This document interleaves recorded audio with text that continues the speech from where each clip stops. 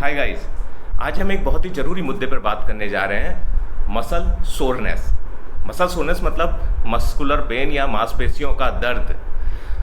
जो भी वर्कआउट करते हैं और वर्कआउट जब हम करते हैं तो वर्कआउट करने के जो अगले दिन हमें महसूस होता है पेन, वो मसल सोरनेस है। खासकर आप लोगों ने थाई के दिन तो बहुत ही क्लियर कट रूप से महसूस किया होगा वो मस्कुलर पेन, जब आपकी टोटली वाट लग चुकी होती है। छोटी मोटी सी चीज़ें करने में भी आपकी हालत ख़राब होती है। और हम वो लोग जो बेचारे देसी टॉयलेट यूज करते हैं वो तो जान ही सकते हैं कि कितनी हालत ख़राब हो जाती है।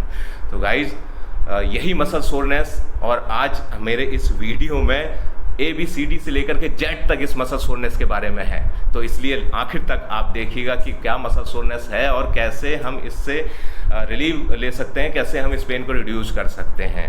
तो गाइज, हम आगे को चलते हैं मसल सोरनेस या मांसपेशियों के दर्द पर। जो ये मसल सोरनेस है ये दो टाइप की होती है। एक एक्यूट मसल सोरनेस, जिसे हम इमीडिएट मसल सोरनेस भी कहते हैं।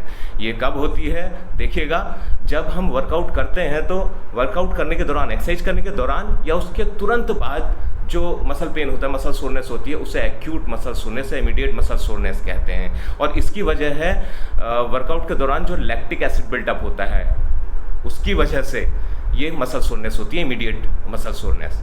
और दूसरी जो है वो delayed onset of muscle soreness है। हाँ, ये भी बता दूं, जो पहली आपकी एक्यूट मसल सोरनेस है उसमें वो तुरंत ही एक्सरसाइज करने के कुछ ही देर बाद जो है वो खुद रिजॉल्व हो जाती है, खुद ही खुद समाप्त हो जाती है। और जो दूसरे नंबर की है delayed onset of muscle soreness, जब हम वर्कआउट करते हैं, वर्कआउट करने के अगले दिन वो मसल सोरनेस हमें महसूस होती है। और गाइस, 24 से 72 घंटे के बीच में उसका पीक होता है। फिर वही चीज़ याद दिलाऊंगा, जो थाई की एक्सरसाइज करने वाले लोग हैं, अगले दिन देखते हैं कि उनकी वॉट लग चुकी होती है और 24 से 72 घंटे के बीच में वो चीज़ पीक में होती है। क्यों होती है ये delayed onset of muscle soreness, DOMS?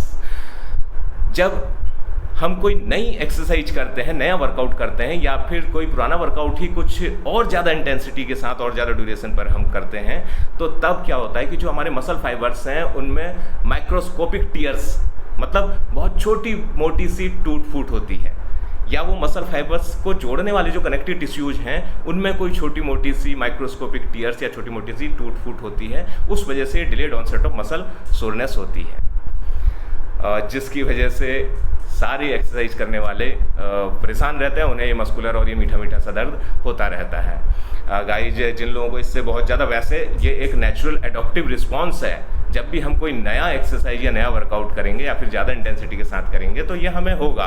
और समय के साथ साथ जब हम उस वर्कआउट के लिए यूज टू होते जाते हैं तो ये मसल सोरनेस खुद ब खुद रिजॉल्व होती जाएगी और कम होती जाएगी। फिर भी गाइज, जो लोग बहुत ज़्यादा इससे जूझ रहे हैं, कैसे वो इससे रिलीव कर सकते हैं, कैसे इसको कम कर सकते हैं, उनके लिए मैं जो है तरीके बताने जा रहा हूँ। बहुत ही ध्यान से सुनिएगा। हाँ, जब हम एक्सरसाइज करते हैं तो एक्सरसाइज के तुरंत बाद हॉट थेरेपी या हीट थेरेपी। कैसे? ये दो तरीके से हो सकती है, मॉइस्ट हीट थेरेपी या फिर ड्राई हीट थेरेपी। इसमें भी स्टडीज ये कहती हैं जो मॉइस्ट हीट थेरेपी है या मॉइस्ट हॉट थेरेपी है, ये as compared to dry heat therapy से ज़्यादा बेहतर है। कैसे करेंगे मॉइस्ट हीट और ड्राई हीट? मॉइस्ट हीट का मतलब कि एक आपने बर्तन में गर्म पानी ले लिया और आपने टॉवल उसमें भिगाया, और जो आपकी मसल जिसको आपने वर्कआउट किया था, जिसमें सोरनेस होने की संभावना है, उसको एक्सरसाइज के तुरंत बाद आपने सिकाई कर ली 10 से 15 मिनट के लिए। या फिर आपने हॉट वाटर बाथ लिया, तो ये मॉइस्ट हीट थेरेपी है। ड्राई हीट थेरेपी में आप क्या करते हैं, हॉट वाटर बैग से सिकाई करते हैं उस मसल की जिसको आपने वर्कआउट किया है। अब जब ये तो था इमीडिएटली आफ्टर वर्कआउट या इमीडिएटली आफ्टर एक्सरसाइज आपने हॉट वाटर थेरेपी ली।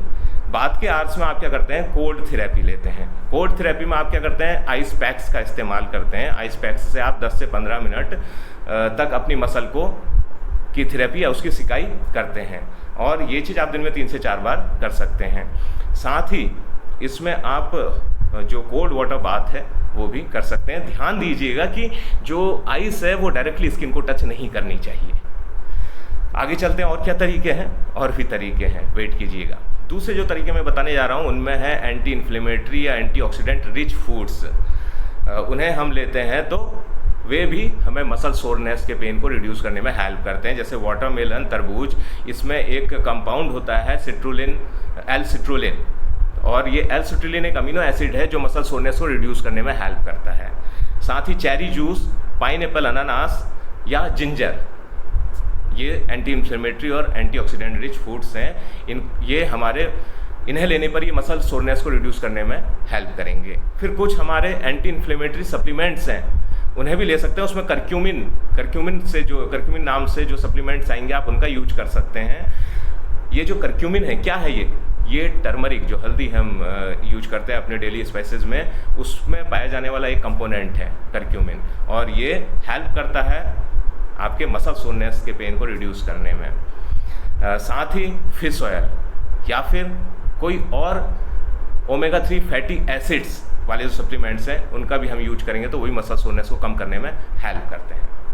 फिर एक तरीका मैं आपको बताता हूँ कि जो मार्केट में कुछ ऑइंटमेंट या क्रीम मिलती हैं जिनमें आर्निका हो, आप ध्यान दीजिएगा, जिनमें आर्निका हो। आर्निका एक कंपाउंड है जो आर्निका मोंटाना प्लांट के फ्लावर से निकाला जाता है, और ये जो प्लांट है ये साइबेरिया यूरोप में होता है। तो जो ये आर्निका है, ये आर्निका वाली जो ऑइंटमेंट या क्रीम होगी आप उसको लीजिएगा, और जो आपकी मसल जिसको आपने वर्कआउट किया, जिसमें सोरनेस होने की संभावना है, वहाँ अप्लाई कीजिएगा तो आपका इफेक्टिवली रिड्यूस करेगा आपके पेन को।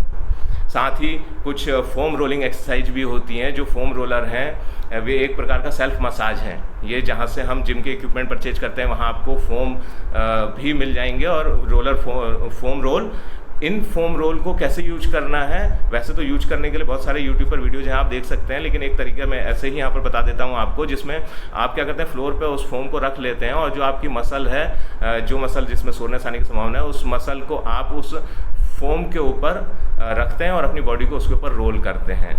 तो ये एक तरीका और है जो आपके मसल सोरनेस को, पेन को रिड्यूस करता है। साथ ही गाइस ध्यान रखें, जब आप वर्कआउट करने के लिए जा रहे हैं तो एक कप ब्लैक कॉफ़ी का अगर ले लेते हैं तो ये भी जो है आपके मसल सोरनेस के पेन को रिड्यूस करने में हेल्प करता है। लेकिन ध्यान रखें कि वर्कआउट के बाद बॉडी को प्रॉपर हाइड्रेट कर लें, और बॉडी अगर आपकी प्रॉपर हाइड्रेट है तो ये भी आपकी मसल सोरनेस को कम करने में हेल्प करती है। और गाइज बहुत ज़्यादा ध्यान रखें कि प्रॉपर वार्म अप करें, और एक्सरसाइज खत्म होने के बाद 5 से 10 मिनट का प्रॉपर कूल डाउन करें, जिसमें आप कोई लो इंटेंसिटी की एरोबिक वर्कआउट कर सकते हैं, जैसे कि जॉगिंग हो गई, या फिर 5 से 10 मिनट का अपने स्टेशनरी बाइक पे आप चले गए। ये क्या करेगा, जो एक्सरसाइज के दौरान आपका लैक्टिक एसिड बिल्टअप हुआ था उसको रिड्यूस करेगा, तो it potentially improve your muscle soreness की रिकवरी को, उसके पेन को रिड्यूस करेगा। हम लोग अक्सर ये सुनते आए हैं कि नो पेन नो गेन, और वाकई में ऐसा होता है। और गाइज ये जो मसल सोरनेस का पेन है, आप इससे डरिए मत, ये एक नेचुरल एडोप्टिव रिस्पॉन्स है नई एक्सरसाइज या बढ़ी हुई इंटेंसिटी के वर्कआउट के लिए। तो आप इस मसल सोरनेस की वजह से अपने वर्कआउट को रोकिए मत, अपनी एक्सरसाइज को रोकिए मत।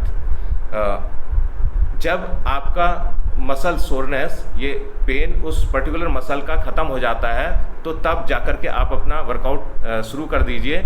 और ध्यान रखिए, क्योंकि आपने जिस इंटेंसिटी का वर्कआउट आज किया है, जब नेक्स्ट टाइम भी आप उसी इंटेंसिटी का वर्कआउट करेंगे तो ये पेन आपको नहीं होगा।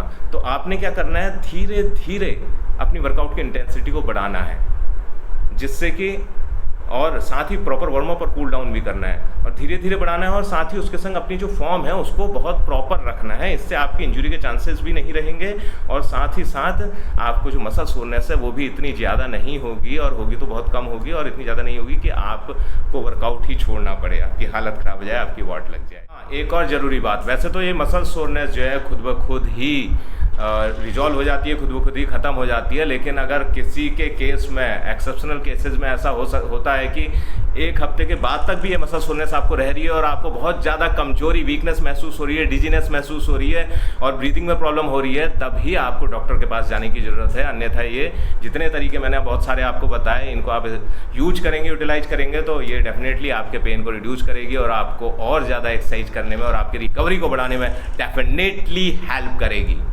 तो गाइज इस वीडियो को लाइक करना, शेयर करना, चैनल को सब्सक्राइब करना, और अपने सुझावों को और अच्छी बातों को कमेंट करना बिल्कुल भी मत भूलिएगा। मैं मिलता रहूँगा आपसे बार बार, और अपनी क्वेरीज को भी कमेंट करिएगा, जिससे कि मैं आगे आपके चाहत के, आपकी ज़रूरत के वीडियोज और भी बना सकूँ। तब तक के लिए विश यू ऑल फिटनेस।